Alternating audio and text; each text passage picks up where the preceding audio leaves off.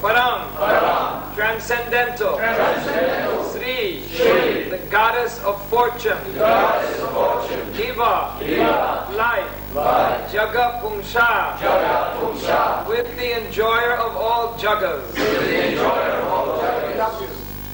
O greatly fortunate one, it appears that you are none of the women I have mentioned, because I see that your feet are touching the ground. But if you are some woman of this planet, you can, like the goddess of fortune, who accompanied by Lord Vishnu increases the beauty of Vaikuntha planets, also increase the beauty of this city by associating with me. You should understand that I am a great hero and a very powerful king on this planet. Purport. There's a difference between demoniac mentality and devotional mentality. Devotees know perfectly well that the goddess of fortune, who is the constant companion of Vishnu or Narayana, cannot be enjoyed by a living entity. This higher sense of understanding is called Krishna consciousness. Nonetheless, everyone wants to be happy by imitating the prosperity of Narayana. In this verse, Pranjana states that the girl appears to be an ordinary woman. However, since he is attracted by her, he requests that she become as happy as the goddess of fortune by associating with him. Thus he introduces himself as a great king with great influence, so that she might accept him as her husband and be as happy as the goddess of fortune. To desire to enjoy this material world as subordinate of the Supreme Personality of Godhead is godly. The demons, however, want to enjoy this material world without considering the Supreme Personality of Godhead. This is the difference between a demon and a demigod. The word bhuvisprit mentioned in this verse is very significant. Bhuvisprit means touching the ground. When the demigods sometimes come to this planet, they do not touch the ground. Pranjana could understand that this girl did not belong to the transcendental world or the higher planetary system because her feet were touching the ground. Since every woman in this world wants her husband to be very influential, rich, and powerful, Pranjana, to seduce the girl, introduced himself as such a personality. In the material world, whether one be a man or a woman, one wants to enjoy. A man wants to enjoy a beautiful woman. A beautiful woman wants to enjoy a powerful, opulent man. Every living entity who possesses such material desires is called Purusha, or enjoyer. Superficially, it appears that the woman is the enjoyed and the man is the enjoyer, but internally, everyone is an enjoyer. Consequently, everyone in this material world is called Maya.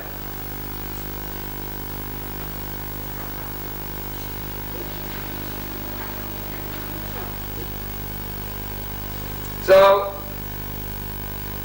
this is a very clear and succinct understanding of what is Maya. There should be no doubt that if you want to be Krishna conscious, you have to gauge yourself from this purport. Because, I forget, let me try and remember now. In the different yugas, the demons take birth in different positions. In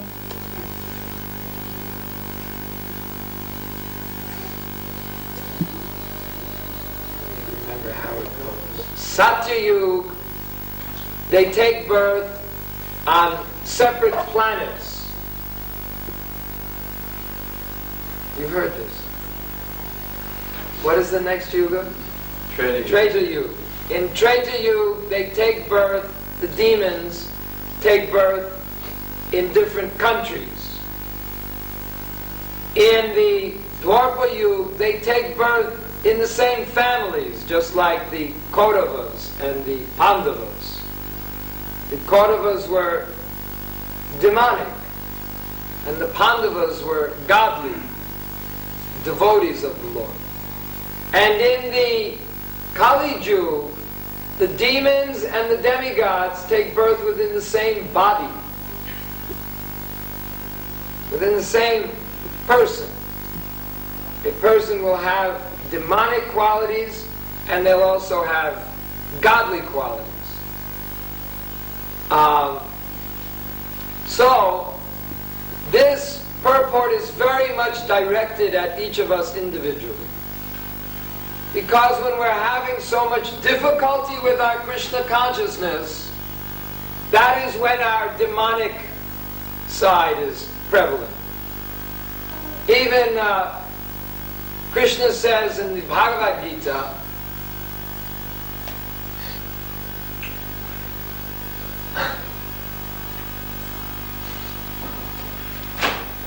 what is that sloka?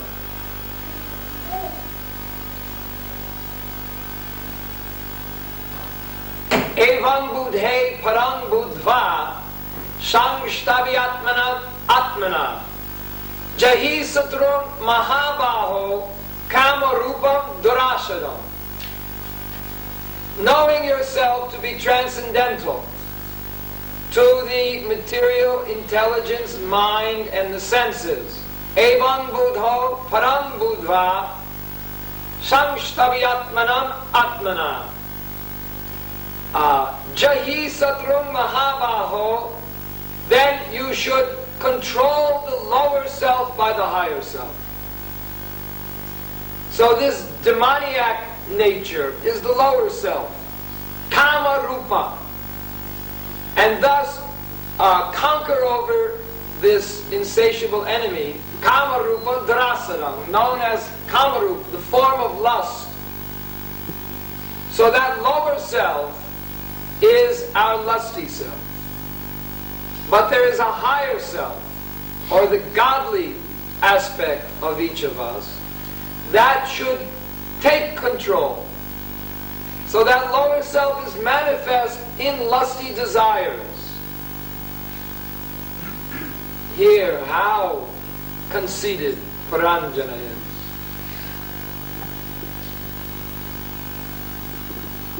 I am such a great king.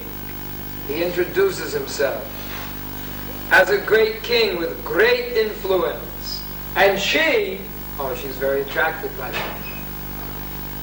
Both lusty. Both lusty. Puranjana, he's so attracted to this woman.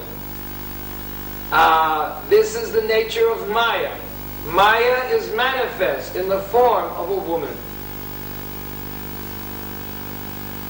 And Maya is manifest in the form of a man's lusty desires to enjoy that woman. It's all Maya. Because at no time is there any question of Krishna. When you're glancing upon the woman's beautiful form in the next shloka, she attracts him by the movement of her eyebrows. And he becomes completely under the influence of this woman. But that is not that the woman is to blame. Like I described previously, and it was in the purport also, that when a living entity wants to enjoy material nature, he is immediately victimized by the material energy.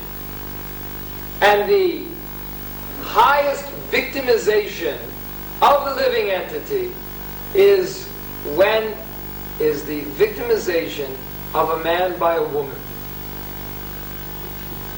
Therefore, our Grihastha couples are warned. Be very careful that you don't fall victim to this allurement of a man for a woman, and also a woman for a man. It's not that all blame is put upon the foolish woman. Because she's foolish, lustier, there's one Chanakya Pandit sloka, that a woman eats twice as much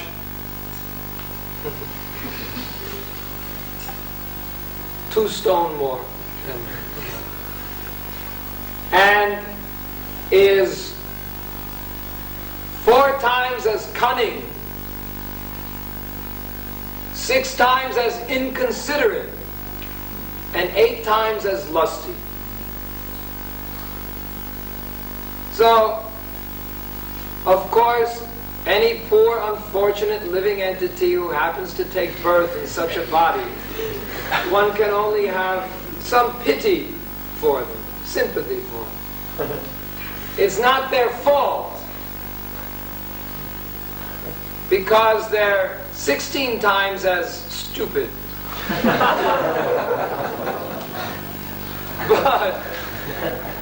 But the man who falls under the influence of a woman, he is unlimitedly unintelligent.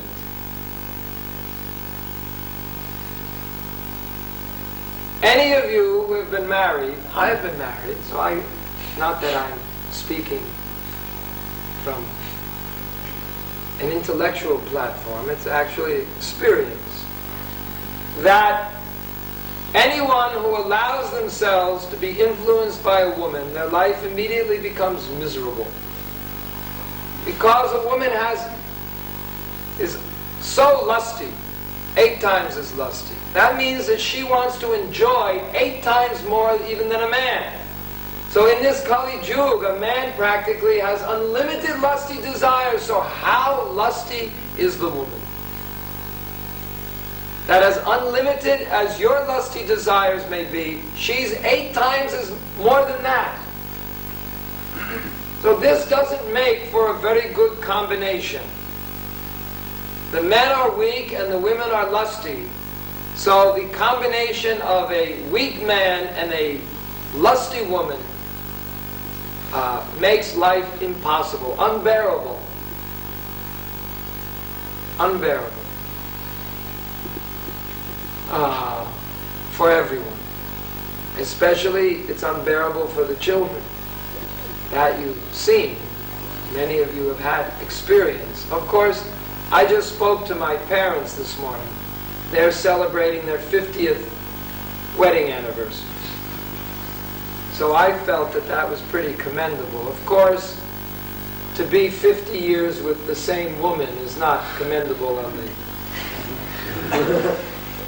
Once I told Prabhupada that my father, he helped to work on the first planetarium machine, that shoots the lights up. And Prabhupada said, "Oh, you should come here to Mayapur and work on the planetarium."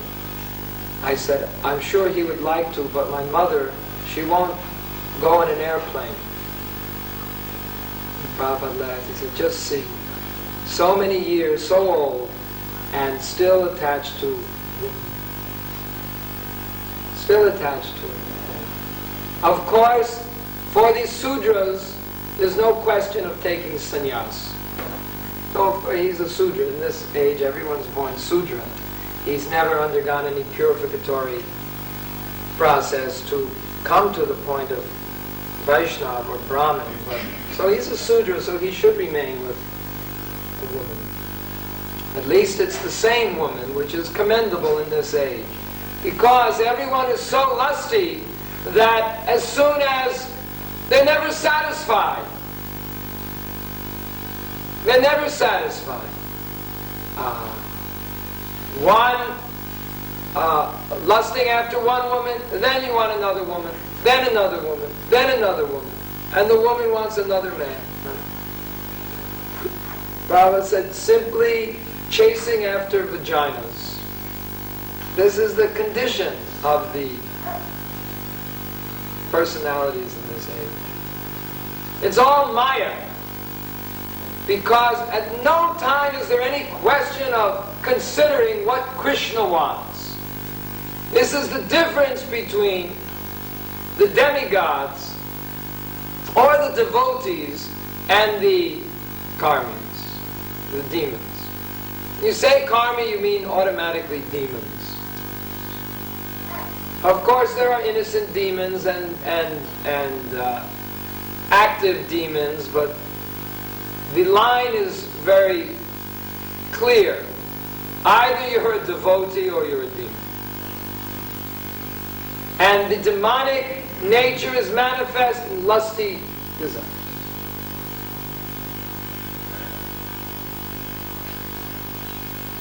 So if those lusty desires,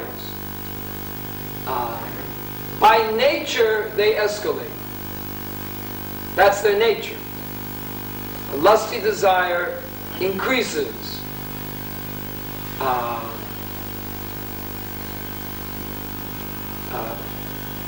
Dushparenana. It burns like fire. And Krishna says is never satisfied. So that's the nature of lusty desire. It's the same lust. It's not that my lust for this woman and my lust for that woman is different lust. It's the same lust. And by nature it's never satisfied. Therefore, in our Krishna conscious marriages, it must be regulated. Because if you let it get out of hand, then it will carry you away down into the hellish regions. There's no doubt. What is all that humming? Is that in here?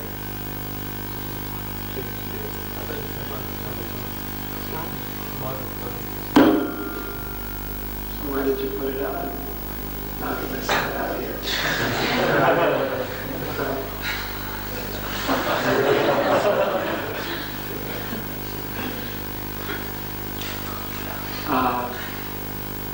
And now it's too late. Men will. It's always this way or that way. Especially with devotees. Right? Now it's off completely, huh? Where was I? Something about lusty desires.